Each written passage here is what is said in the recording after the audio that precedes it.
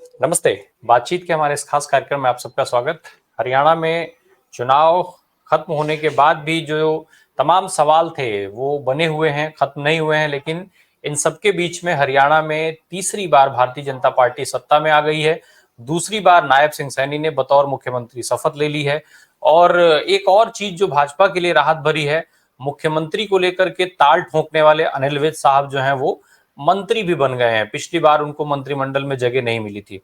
बहरहाल इन सबके बीच में हरियाणा में जो सवाल जिसके साथ मैंने शुरू किया, वो सवाल एज इट इज बना हुआ है। साथ ही सवाल बना हुआ है कांग्रेस और कांग्रेस के नेताओं के रवैये को लेकर के।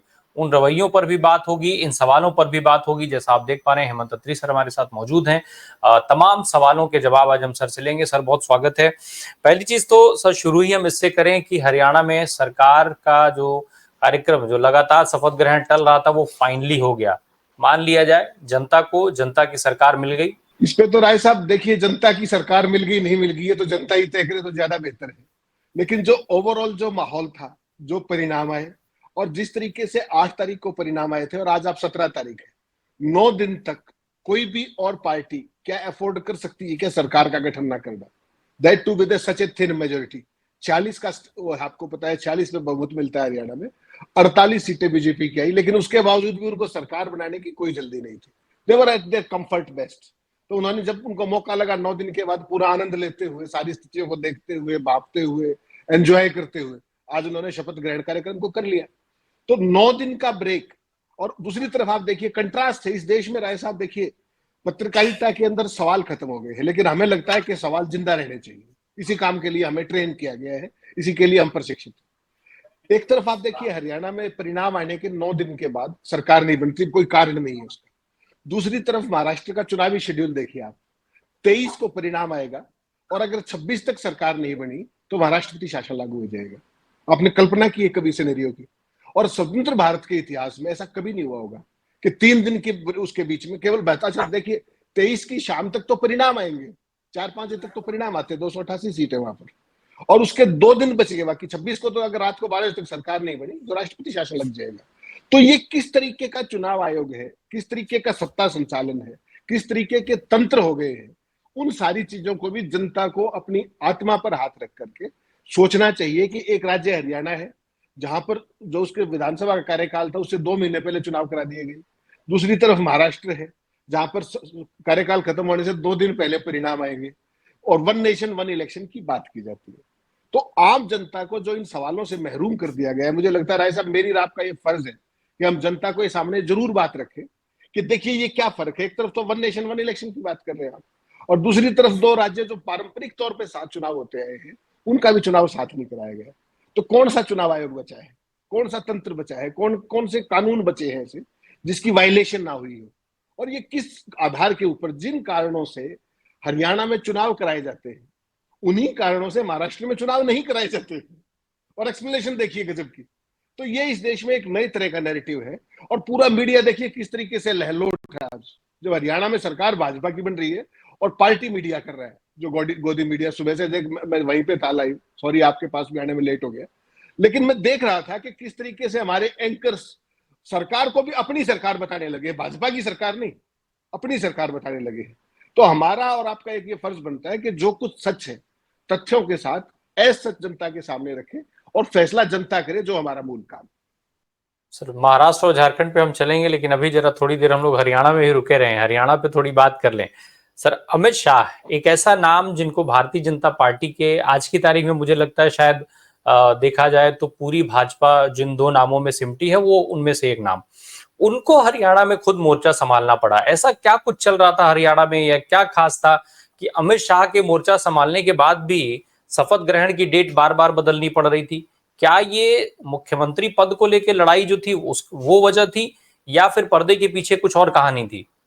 नहीं राय साहब, ये सब एक दूसरे का आनंद ले रहे थे, सब आनंद ले रहे थे, और ये आनंद हरियाणा की जनता का लिया जा रहा था बेसिकली। आप एक बात आइए, 8 तारीख को परिणाम आए थे, फुल मेजोरिटी की सरकार थी। अमित शाह को क्यों आना पड़ा? इंटरेस्टिंग है। अनिल विज जैसा 7वीं बार का एमएलए, वो क्या कह रहा था 3 दिन पहले जब हमने आपके शो पे शाम को 5:30 बजे बात की? क्या कह रहा था कि मैं मुख्यमंत्री पद का दावेदार हूं अगर पार्टी चाहे तो।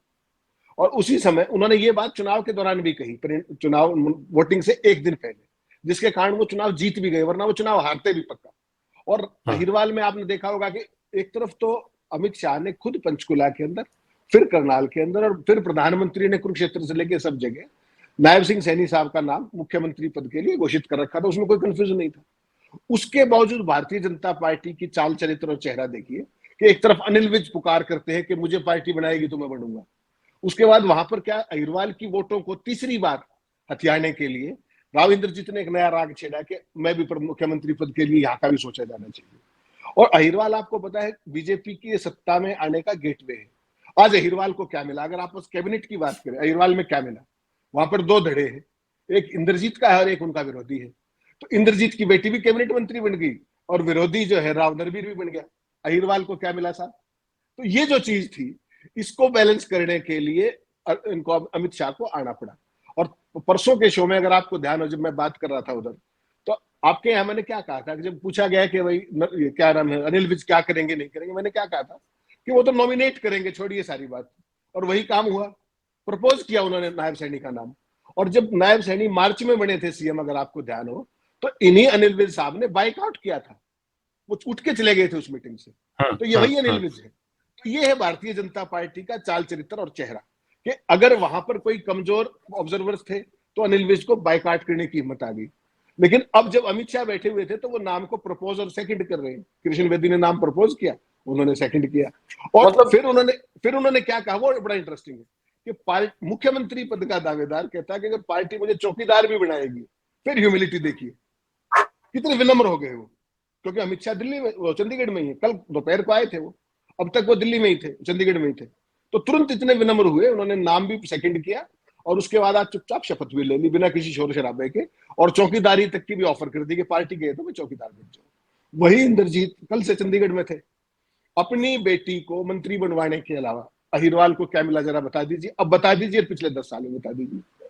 तो ये जो चीज है ना कि नाम अहिरवाल का और काम कुछ चंद लोगों का, वो सारी चीज दोबारा सामने आ रही है। तीसरी बात जो थी इस बार, क्योंकि इंटरेस्टिंग बात और थी राय साहब, आपने देखा 2014 में जब सरकार बनी बीजेपी की, तो 19 में बीजेपी के 10 मंत्री हारे थे सिटिंग, इस बार 9 हारे।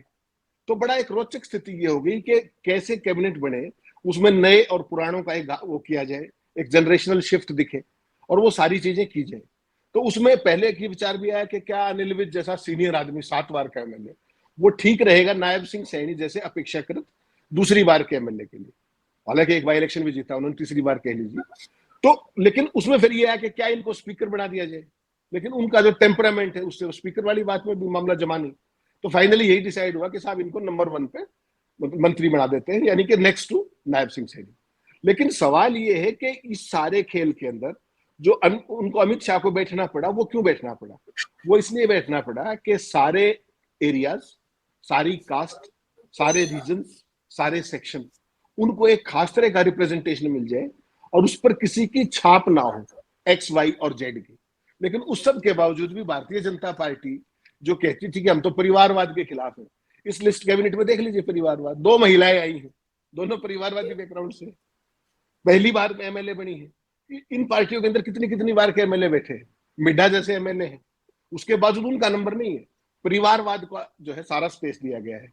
उसके बाद आप देखिए जो बैलेंस किया गया है कास्ट को, हरियाणा के अंदर आज अगर कांग्रेस होती, आप समझिए, तो अगर जो 22% जाट वर्ग है उसके केवल 2 मंत्री हैं, कांग्रेस होती तो क्या करती? इसको कहते हैं समीकरण साधना। आज भारतीय जनता पार्टी ने हरियाणा के अंदर ओबीसी का ओपन कार्ड खेल दिया है, ओपन कार्ड। और मैं क्यों कह रहा हूं, मुख्यमंत्री नायब सिंह सैनी साहब ओबीसी है, उसके अलावा 4 ओबीसी चेहरे कैबिनेट में है राय साहब, कल्पना कर सकते हैं आप, यानी कि 13 में से 5, ये कोई छोटी चीज नहीं है। उसके बाद 2 दलित चेहरे हैं, कृष्ण बेदी हैं, कृष्णलाल पवार हैं, 2 ब्राह्मण चेहरे हैं, एक मंत्री है, एक एमओएस इंडिपेंडेंट चार्ज, 2 जाट हैं, और उसके बाद 4 ओबीसी हैं, एक राजपूत है, एक पंजाबी है और एक बनिया समुदाय से। तो ये अगर उस तरीके से देखेंगे तो आपको कास्ट कॉम्बिनेशन, रीजंस और वो तो बैलेंस हुए सारे के सारे। लेकिन परिवारवाद और उन सारी चीजों के अलावा नया क्या? तो क्या भारतीय जनता पार्टी, बहुत सारे रीजंस भी हैं, तो ये सारी चीजें, इस सब को साधने के लिए अमित शाह को बैठना पड़ा। और जो अनिल विज वगैरह से या इस तरह की चीज कोई सीएल उसकी मीटिंग में हो सकती थी, भाजपा विधायक दल की मीटिंग में, उस सब को अवॉइड करने के लिए अमित शाह को खुद बैठना पड़ा वहां पर, यह आप मान सकते हैं। जी। अनिल विज का जो दावा था सर, 2 लाइन में जरा मैं समझना चाहता हूँ, फिर हम लोग ओबीसी वाली बात करेंगे। अनिल विज मुख्यमंत्री का दावा कर रहे थे, पिछली सरकार में इनको कैबिनेट में जगह नहीं मिली थी, तो क्या ये सारी कवायद उनकी उस जगह को लेकर के थी? दूसरा, एक छोटा सा मैं इस पर भी समझना चाहता हूँ, भाई भाजपा में तो डीसीएम का कॉन्सेप्ट है, वो डिप्टी सीएम बनाते हैं, तो अगर अनिल विज का सम्मान उनको करना होता तो डीसीएम भी कम से कम बना सकते थे, लेकिन क्या उनको डीसीएम ना बना के उन्होंने दूसरे स्टेट्स को, उनके कार्यकर्ताओं को, नेताओं को एक मैसेज देने की का काम किया है कि देखो, मांग करोगे तो कुछ नहीं देंगे, नहीं मांगोगे तो फिर देवेंद्र फडणवीस या मनोहर लाल खट्टर के जैसे हम मुख्यमंत्री भी बना सकते हैं? देखिए, भारतीय जनता पार्टी में अनिल विज च्वाइस नहीं है हरियाणा में, वो मजबूरी है। 7 बार के एमएलए हैं, इस बार भी उनको मजबूरी में टिकट देना पड़ा, वरना तो उनका काम भी रामविलास शर्मा वाला किया जा सकता था। लेकिन बहुत मुखर है वो, पार्टी में रह करके लाभ कितना देंगे उसका तो पता नहीं, लेकिन वो जो बाहर खुल के बोले उसका क्या नुकसान। रामविलास शर्मा तो चुपचाप घर बैठ गए, तो टिकट कटी तो उन्होंने चूम ही नहीं की। ये क्या क्या बोल सकते हैं उसका भारतीय जनता पार्टी को अंदाजा है, इसलिए स्पीकर पद के लिए अनफिट रहे, तो यहाँ पर कैबिनेट में नंबर 2 पे ले लिया गया।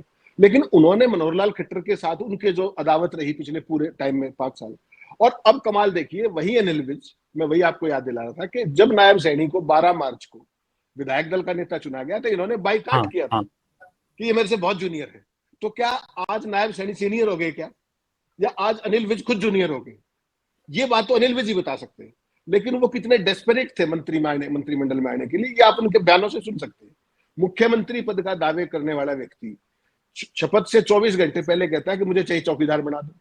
तो दैट वो जो एक यू टर्न है ना, उसने उनकी कैबिनेट में एक स्पेस बना दी। और चूंकि उनको इतनी उम्र होने के बावजूद भी टिकट दी गई थी, तो बीजेपी नेतृत्व ने यही सोचा कि अगली बार तो इनको उसमें जाना ही है, मार्गदर्शक मंडल में, कम से कम इनका सम्मानपूर्ण ढंग से यहाँ पे रखा जाए। और दूसरी चीज मैं आज और देख रहा था, जब प्रधानमंत्री के वहां जब शपथ ले रहे थे मंच पे लोग, बहुत चंद चेहरे थे जिन्होंने मुख्यमंत्री का अभिवादन किया वहां पर, जिन्होंने मंत्रियों ने शपथ ली। अधिकांश आपने देखा होगा स्क्रीन पर, मैं तो लाइव था स्टूडियो से, तो हाथ जोड़ रहे थे वो प्रधानमंत्री की तरफ और राज्यपाल की तरफ। और जैसे होता है ना, चीफ मिनिस्टर तो उनके बॉस हैं ही भाई, उनकी तरफ बहुत सारे लोगों ने चेहरा भी नहीं किया, सीधा ही निकल गए। तो ये जो स्थिति है, ये अपने आप में बहुत कुछ कह रही है। नायब सिंह सैनी रिलेटिवली उतने सीनियर नहीं है। 2009 में वो 5वें नंबर पर आए थे, अगर आपको याद है, चुनाव में। 2014 से उनकी राजनीतिक यात्रा शुरू हुई है, चुनावी यात्रा, और 10 साल के अंदर भाग्य के बली हैं। तो 14 में एमएलए बने, उसके बाद 19 में एमपी बन गए कुरुक्षेत्र से, करनाल से बाई इलेक्शन में भी 6 महीने पहले मंत्री बने थे, वो अपने क्या नाम है, विधायक बने थे, और अब तीसरी बार विधायक कह सकते हैं उनको, 3rd टर्म होगी। लेकिन 7-7 बार के जो लोग हैं, तो उनके सामने लगातार, और मुझे लगता है ये दिक्कत सीनियरिटी वाली कहीं ना कहीं खुल के बेशक ना आए मोदी और शाह के कारण, लेकिन अंदरूनी तरफ पर इस तरह की बात रहेगी जो आज स्टेज पे दिखा मुझे।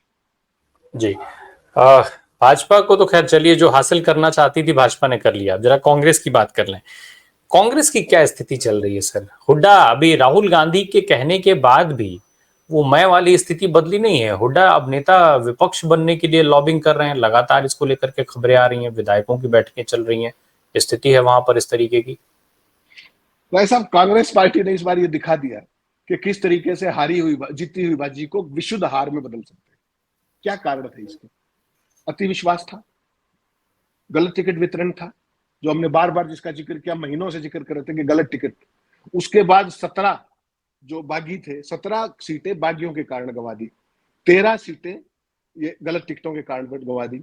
बाकी सीटें सोनीपत के अंदर 6 में से 5 सीट आ रहे हैं, उस बहादुरगढ़ की सीट आ रहे हैं, और उसके बावजूद भी कांग्रेस पार्टी के नेता बाज नहीं आ रहे हैं। ये है कांग्रेस पार्टी की असली सच्चाई। एक तरफ भारतीय जनता पार्टी से वो लड़ेंगे कैसे? आप एक स्थिति की कल्पना कीजिए कि हरियाणा में जिस तरह का माहौल था, 70 सीटों से शुरू किया था कांग्रेस ने अपना कैंपेन, और वो कहां आके टिके? 37 पे।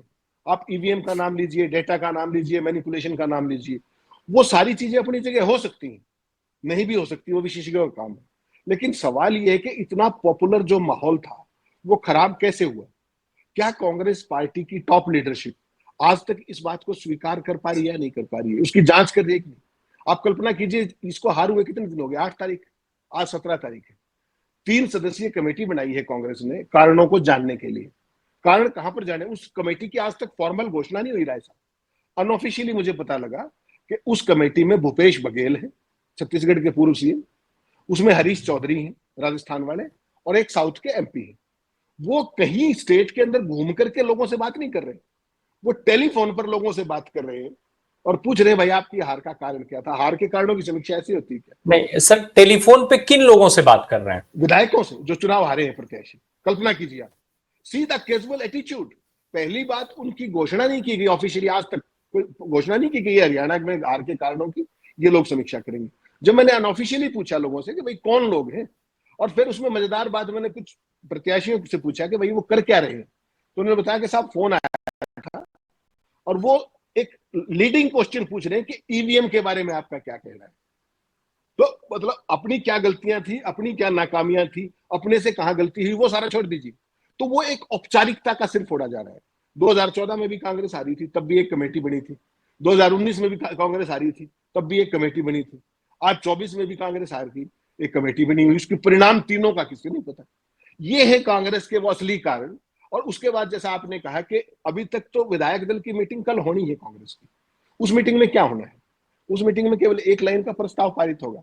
सारे विधायक एक लाइन का प्रस्ताव पारित करते, ऑब्जर्वर्स आ जाते हैं और वो कहते हैं कि साहब हम ये फैसला पार्टी अध्यक्ष पर छोड़ते हैं, पार्टी लीडरशिप पर। वो सारे के बावजूद दिल्ली के अंदर कल फिर मीटिंग हो रही थी, 10 जनपद से 2 किलोमीटर के अंदर। तो उसमें क्या हुआ नहीं हुआ पार्टी विरोधी, मैं उसमें नहीं जा रहा हूं। मैं केवल ये कह रहा हूं कि इससे मैसेज क्या देना चाह रहे हैं आप? कांग्रेस पार्टी क्या अभी भी नहीं सुधर रही क्या? अब भी बाज नहीं आ रही क्या? आपने मिलना मिलाना है, सारी बात है, दिल्ली में ही क्यों? ताकि एक स्पेक्टर क्रिएट किया जाए, एक खास तरह का माहौल बने। बीजेपी को यही तो सूट करता है और मोदी जी ऐसे मौकों को गवाते नहीं। कौन जानता है आज चंडीगढ़ में एनडीए की मीटिंग है, मोदी वहीं ये बात कह दे कि कांग्रेस हारने के बावजूद भी बाज नहीं आ रही और अब भी उनमें पदों को लेकर के जुतम पेजार हो रही है, जो कि सच बात है। तो क्या कांग्रेस पार्टी में एक ऐसा माहौल राहुल गांधी बना सकते हैं कि ये जुतम पेजार खत्म हो सके? आपको लगता है ऐसा? जिस तरीके से शैलजा 2 हफ्ते तक कंप्लीटली कैंपेन से दूर रही और कार्ड पार्टी में किसी ने कोई उसकी परवाह नहीं की, उसके बाद वो 8-10 सीटों तक सीमित रह गई, पूरे स्टेट में कैंपेन नहीं किया। ऐसे ही बहुत सारी सीटों पर हुड्डा साहब भी नहीं गए। क्या बीजेपी में कोई व्यक्ति ऐसा सोच भी सकता है?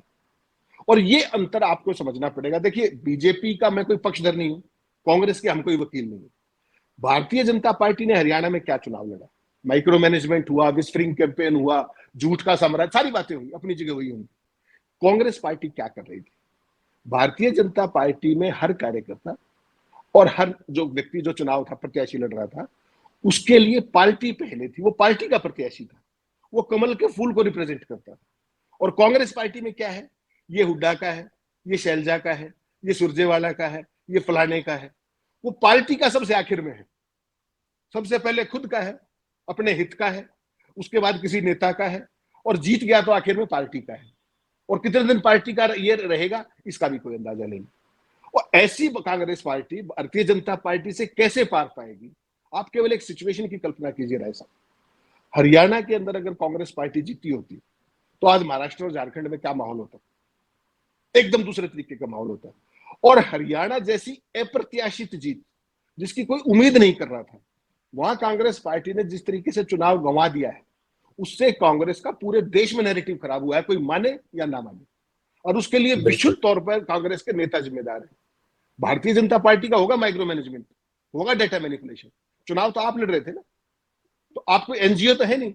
जो साम दाम दंड भेद वो कर रहे थे, आपको किसी ने नहीं रोका। तो हरियाणा के चुनाव ने पूरे देश के अंदर जो इंडिया अलायंस और कांग्रेस पार्टी की जो भावी सियासत थी, उसका सत्यानाश करने में कोई कसर नहीं छोड़ी है। ये कहने में मुझे कोई संकोच नहीं, और इसके लिए कोई बाहर का व्यक्ति जिम्मेदार नहीं है। इसके लिए 100% जो ओनरशिप है वो कांग्रेस पार्टी की है, और वो कांग्रेस कल्चर की है, कांग्रेस की इनफाइटिंग की है, कांग्रेस के नेताओं की आत्ममुग्धता की है, और महत्वाकांक्षाओं की। ये कहने में मुझे कोई गुरेज नहीं। जी सर, ओबीसी कार्ड का आपने जिक्र किया, ओबीसी कार्ड जो खेला गया उसका महाराष्ट्र और झारखंड के चुनाव पर क्या असर होगा? कितना फायदा उसको भाजपा को वहां पर मिल पाएगा?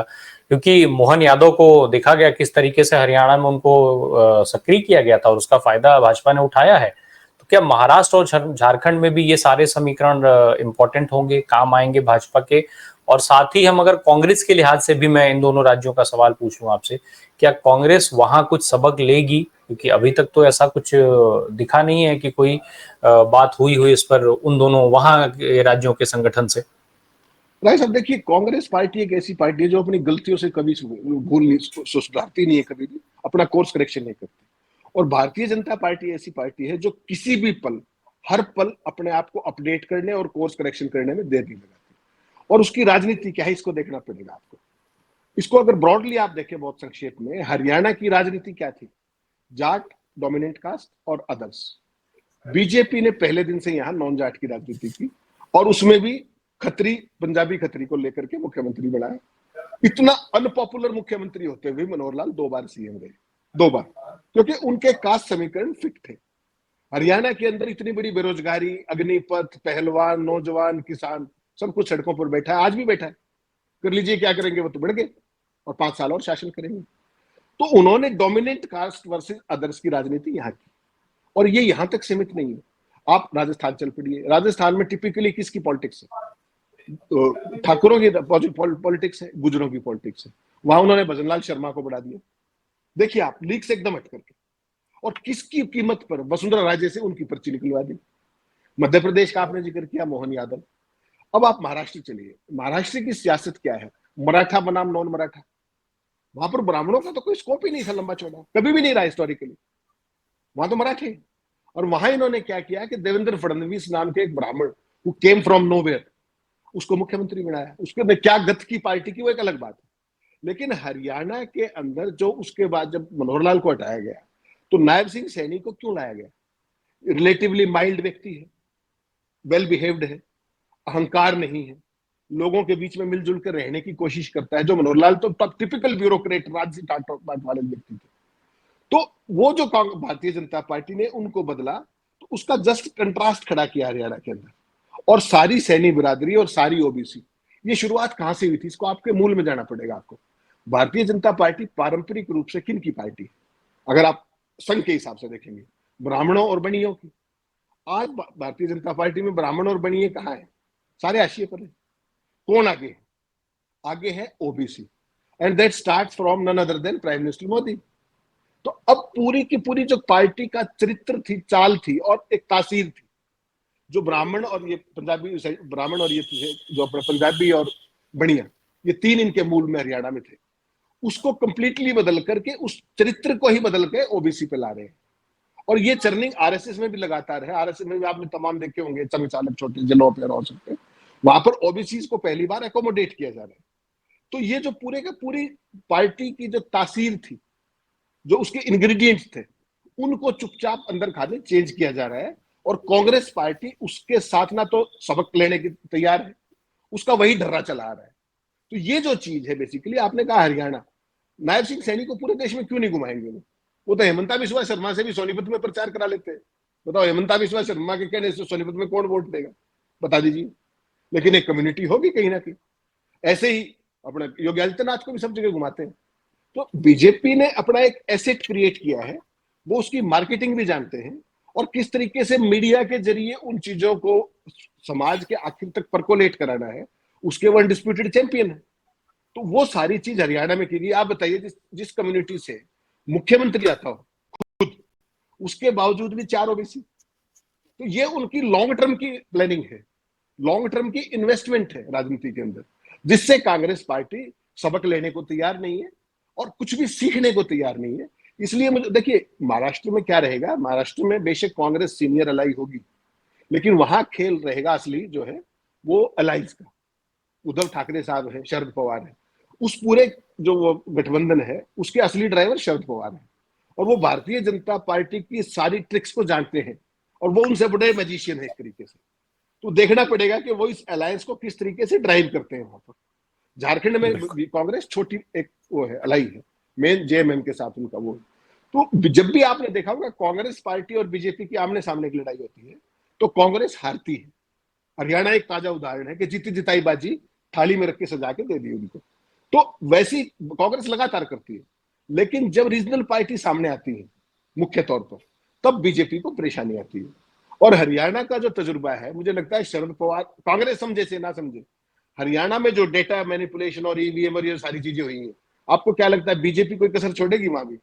बीजेपी के बहुत बड़े स्टेक्स है, उनके सारे फाइनेंसर्स और स्पॉन्सर्स सबके वेस्टेड इंटरेस्ट महाराष्ट्र में, उन सबके वेस्टेड इंटरेस्ट झारखंड की माइनिंग में, तो वो भी अपनी कोई कसर नहीं छोड़ेंगे। तो ये देखना बड़ा रोचक होगा कि शरद पवार और हेमंत सोरेन किस तरीके से इनको काउंटर करते हैं, क्योंकि हरियाणा के बाद देखिए लोकसभा का जब परिणाम आया था तो बीजेपी बैकफुट पे थी लगातार, क्योंकि बहुमत नहीं मिला 400 पार के नारे के बाद। हरियाणा की जीत ने उनको वो आत्मविश्वास दे दिया। वो जीत कैसे मिली वो एक अलग विषय हो सकता है, लेकिन वो जीत तो जीत है, आज शपथ हो गई, बात खत्म हो गई। तो उसके बाद अब बीजेपी कैसे आगे बढ़ती है, वो फुल थ्रॉटल जाएगी। तो अब विरोधियों को देखना पड़ेगा, कांग्रेस को देखना पड़ेगा कि वो अपनी गलतियों से बाज आते हैं या नहीं आते, अपनी कैंपेन स्ट्रेटेजी ड्यू कोर्स में ठीक करते हैं या नहीं करते, अपना caste combination, caste arithmetic, election का अरिथमेटिक ठीक करते हैं या नहीं करते। ये सारा होना सब कांग्रेस पे है। बीजेपी तो कोई चांस लेगी नहीं, ना महाराष्ट्र में, ना झारखंड में, और यहां तक कि दिल्ली में भी नहीं। जी, लोकसभा चुनाव में जिस आत्मविश्वास को भाजपा खोती हुई दिखी थी, एक बार फिर उसने वो आत्मविश्वास हासिल कर लिया, और निश्चित तौर पे ये हासिल आत्मविश्वास महाराष्ट्र और झारखंड के चुनाव के लिहाज से बहुत अहम है। हालांकि वहां पर जो इंडिया गठबंधन के एलाइज हैं, उनकी भूमिका कांग्रेस से ज्यादा सशक्त है। ये एक मुझे लगता है भाजपा के लिए जहां चिंता की बात है, वहीं लोगों के लिए सुकून वाली बात है, क्योंकि जिस तरीके का सवाल हरियाणा पे बना रहा, वो अभी भी, जो हालांकि मैं ये नहीं कह रहा हूँ कि खत्म हो गया, वो सवाल लगातार जारी है। उन सवालों के जवाब कब आते हैं ये भी देखने वाली बात होगी। बहरहाल बहुत बहुत धन्यवाद हेमंत सर, हमसे बात करने के लिए, अपना महत्वपूर्ण समय देने के लिए। Thank you so much.